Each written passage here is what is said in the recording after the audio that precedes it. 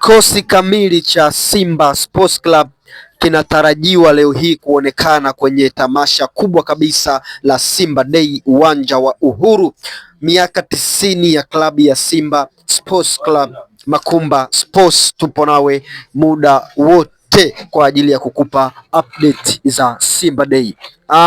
Simba itacheza mechi ya kirafiki na timu ya Polisi kutokea nchini Kenya. Utakumbuka Simba na Polisi wamekuwa ni washikaji sana kwa siku za karibuni, toka walipomnunua Mohamed Bajabir, baadaye wakamchukua Awesu wakampeleka Polisi. Kwa hiyo wamekuwa na ukaribu fulani kati ya Simba pamoja na Polisi FC ya pale nchini Kenya.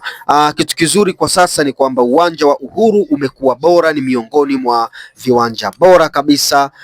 Kwa hiyo tunategemea mechi nzuri leo hii, ukiachilia utambulisho. Unajua, kwa msimu huu kidogo hali ni tofauti, kwa sababu pre-season ya Simba ni kama ilikuwa kwenye mechi za Kagame. Wachezaji wamewaona watu kama akina Keleso Makagula wameonyesha uwezo wao, akina Dumbia wameonyesha uwezo wao, Mpanzu pamoja na Anicet Oura ni watu ambao wanafahamika uwezo wao. Kwa hiyo leo hii kitu kipya ambacho watu watataka kukiona, kwanza uwanja wenyewe wa Uhuru. Unajua, mashabiki wengi kama vile wameumisi uwanja wa Uhuru. Ni uwanja ambao ulikuwa kwenye matengenezo makubwa kwa muda mrefu, kwa hiyo watu watataka kuona uwanja wa Uhuru. Kitu cha pili, tamasha lenyewe kama tamasha la Simba Day. Unajua, na hili linawezekana likawa ndo tamasha ambalo mashabiki wengi wakawa wamepata jezi, wamevaa jezi, kutokana na jezi zimeuzwa sana, jezi zimeuzwa kila mkoa, jezi zimeuzwa kila mahali,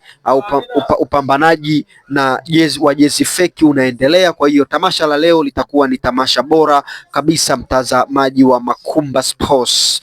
Karibu hapa Makumba Sports kwa habari za michezo. Usikose tu kusubscribe channel yako, kwa sababu ya mambo mengi na taarifa nyingi za michezo kutokea hapa.